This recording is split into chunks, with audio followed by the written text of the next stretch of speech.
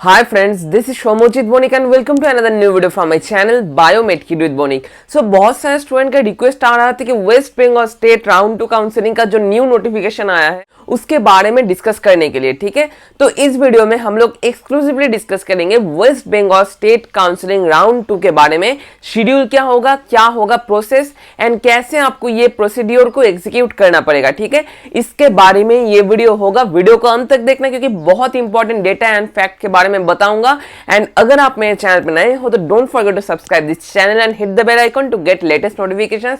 नीचे description box में एक व्हाट्सएप ग्रुप का लिंक दिया हुआ है, आप लोग वहां पर ज्वाइन कर सकते हो।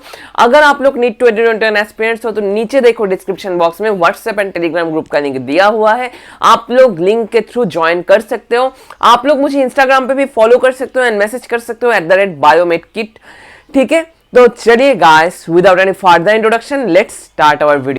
तो वीडियो के स्टार्ट में हम कुछ छोटा मोटा क्वेश्चंस के बारे में डिस्कस करेंगे। आप लोगों का, बहुत सारे स्टूडेंट्स का ये क्वेश्चन था कि भैया राउंड 2 काउंसलिंग में क्या न्यू चॉइस फिलिंग हम लोग कर सकेंगे, येस और नो। तो ऑब्वियसली गाइस, राउंड 2 के काउंसलिंग में आप लोग फ्रेश चॉइस फिलिंग कर सकते हो एंड आप लोगों का जो राउंड 1 का सीक्वेंस था उसको भी चेंज कर सकते हो, ठीक है। लेकिन यहाँ पर one of the most important fact मैं बताना चाहता हूँ, अगर आपका अलॉटमेंट हो चुका है, अगर आपका कोई एक पर्टिकुलर मेडिकल कॉलेज में अलॉटमेंट हो चुका है तो उस पर्टिकुलर मेडिकल कॉलेज को आप लोग चॉइस फिलिंग पे नहीं दे सकते हो।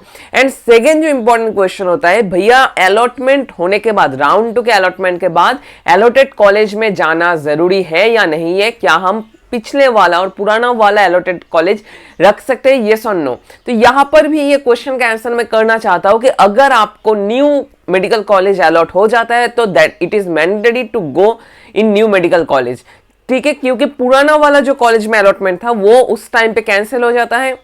न्यू मेडिकल कॉलेज में जहां पर अलॉटमेंट हो रहा है वहां पर आपको रिपोर्टिंग करना ही पड़ेगा। ये एक बहुत इंपॉर्टेंट फैक्ट है। आप बहुत सारे स्टूडेंट्स क्या करते हो, ये सोच कर ही नहीं रखते हो कि न्यू मेडिकल कॉलेज में और राउंड 2 में जो अलॉटमेंट हो रहा है वहां पर जाना जरूरी है या नहीं है।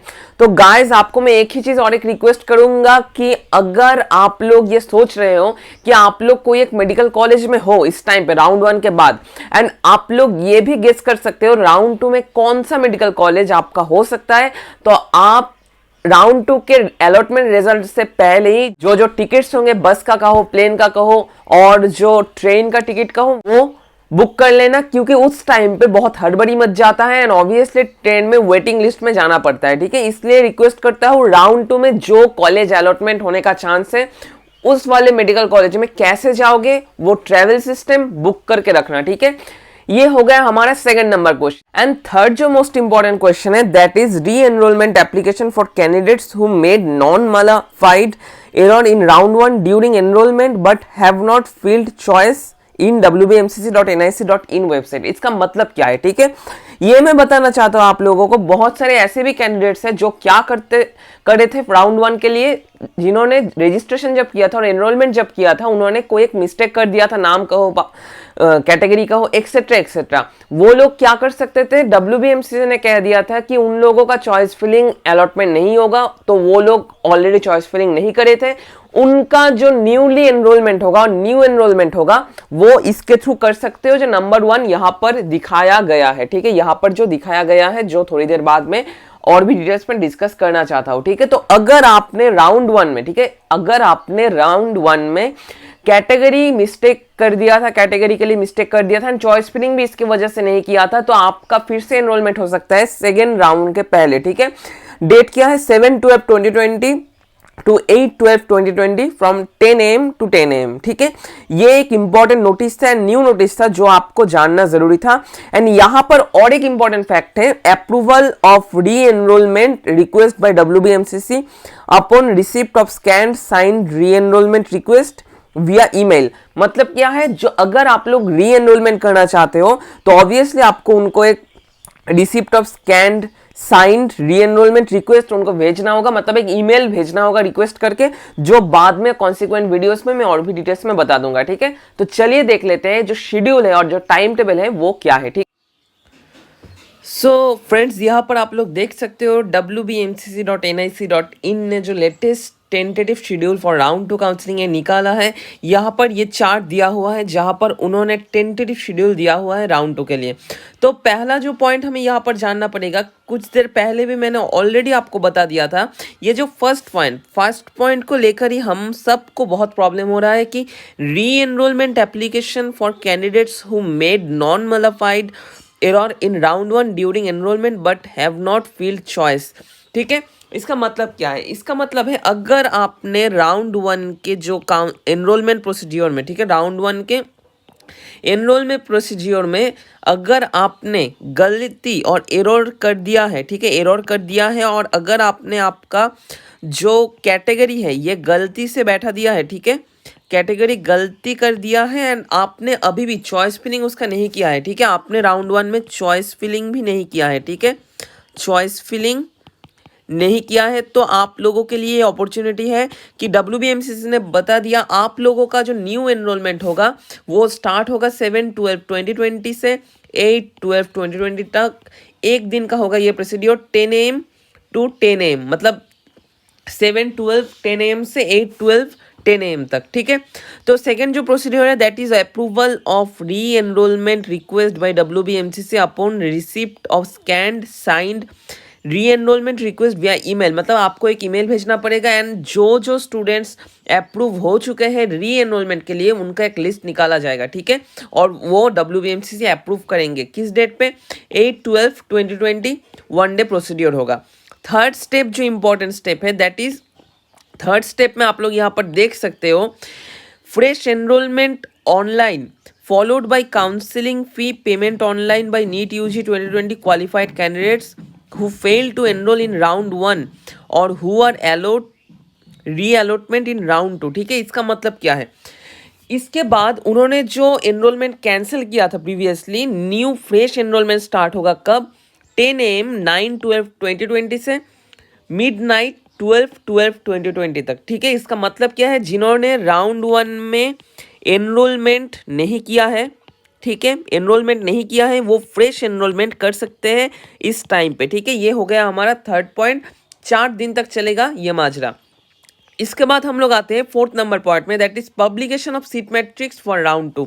यहाँ पर मोस्ट इंपॉर्टेंट थिंग मैंने ऑलरेडी बता दिया था प्रीवियस बहुत सारे वीडियोस में कि राउंड 1 के बाद राउंड 2 के स्टेट काउंसलिंग के बाद, ठीक है, स्टेट काउंसलिंग से पहले एक सीट मैट्रिक्स निकलेगा। ठीक है, सीट मैट्रिक्स निकलेगा जिसको देखकर आप लोग गेस कर सकते हो कि कौन सा मेडिकल कॉलेज आपको हो सकता है। ठीक है, एंड अगर आप लोग देखते हो कि आप जिस मेडिकल कॉलेज में जाना चाहते हो उसमें वैकेंट सीट्स है तो ऑब्वियसली मैं आपको कहूँगा उस पर्टिकुलर मेडिकल कॉलेज को टॉप प्रायोरिटी में देना। ठीक है, नेक्स्ट कुछ दिन बाद एक वीडियो आएगा जहाँ पर मैं ऑलरेडी एक प्रायोरिटी लिस्ट आपको बता दूंगा राउंड 2 के लिए। ठीक है, तब तक के लिए स्टे ट्यून्ड एंड अगर आपको उस वीडियो का नोटिफिकेशन चाहिए तो don't forget to subscribe this channel and hit the bell icon to get latest notifications.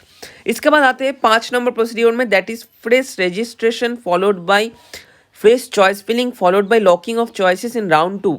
मतलब सीधा सा बात है, आपको फ्रेश रजिस्ट्रेशन फिर से करना होगा अगर आपने राउंड 2 के फ्रेश एनरोलमेंट कर रहे हो। ठीक है, अगर आपने फ्रेश एनरोलमेंट कर रहे हो, ठीक है, और अगर आपने राउंड 1 में पार्टिसिपेट नहीं किया है तो आपको फ्रेश रजिस्ट्रेशन करना पड़ेगा। एंड अगर आपने राउंड 1 में पार्टिसिपेट किया है, अगर आपने राउंड 1 में पार्टिसिपेट कर चुके हो, ठीक है, पार्टिसिपेट कर चुके हो तो ऑब्वियसली आपको सिर्फ लॉगिन करके चॉइस फिलिंग करना पड़ेगा। ठीक है, लॉगिन करके चॉइस फिलिंग आपको सिर्फ करना होगा, ये बात को ध्यान में रखना।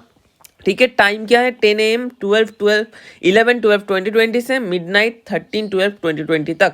3 दिन तक चलेगा ये प्रोसेस।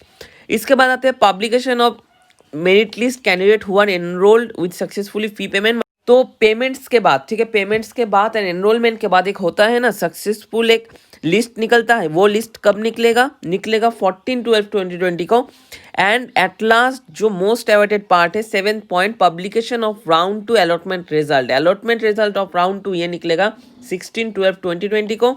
एक दिन के ये प्रोसीड्योर होगा एंड इसके बाद आपको रिपोर्टिंग करना होगा किस टाइम पे? आप लोग यहाँ पर देख सकते हो 10 AM to 4 PM on the following dates 14/12/2020 से 19/12/2020 तक 3 डेज का ये प्रोसीड्योर होगा, ठीक है। तो आपको मैं फिर से ये रिक्वेस्ट कर रहा हूँ कि अगर आप लोग ये गेस कर सकते हो आपका कौन सा न्यू मेडिकल कॉलेज होगा, ठीक है, मेडिकल कॉलेज होगा, ये आप लोग गेस कर ही सकते हो।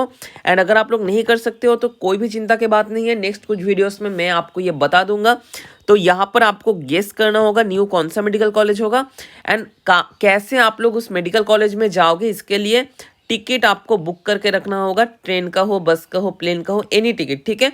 तो टिकट आपको बुक करके रखना होगा, क्योंकि जब आपका ये रिजल्ट निकलेगा उसके बाद आपको एक इम्पॉर्टेंट काम करना होगा, दैट इज आपने अगर अलॉटमेंट प्रीवियसली कोई एक मेडिकल कॉलेज में ले लिया है, ठीक है, अगर आपने प्रीवियस कोई एक मेडिकल कॉलेज में अलॉटमेंट ले चुके हो, ठीक है, अलॉटमेंट ले चुके हो, तो उस मेडिकल कॉलेज से आपको एक रिलीविंग लेटर, ठीक है, रिलीविंग लेटर, आप जो कॉलेज चेंज करोगे इसका एक रिलीविंग लेटर कहाँ से लेना पड़ेगा, ओल्ड एलोटेड कॉलेज से, ठीक है, ओल्ड एलोटेड कॉलेज से लेना पड़ेगा। एंड लेने के बाद आपको न्यू मेडिकल कॉलेज में और न्यू कॉलेज में आपको सबमिट करना होगा। एंड आपको एक बॉन्ड भी प्रिपेयर करना होगा न्यू मेडिकल कॉलेज के लिए, क्योंकि पुराना वाला बॉन्ड से कोई भी काम नहीं होगा। यही था हमारा एंटायर प्रोसीड्योर। आई थिंक आपको ये वीडियो पसंद आया, एंड अगर आपको वीडियो पसंद आया तो एक लाइक एंड एक शेयर तो बनता है। एंड ऑब्वियसली अगर आपको और भी कोई डाउट्स है तो नीचे कमेंट बॉक्स में आप मुझे कमेंट भी कर सकते हो, I will obviously reply to you guys. And अगर आपको हमारे चैनल का लेटेस्ट वीडियोस का अपडेट्स चाहिए तो don't forget to subscribe our channel and hit the bell icon to get latest notifications from my channel. तब तक के लिए all the best and obviously stay tuned with Biomed Kit with Bonik. Thank you guys.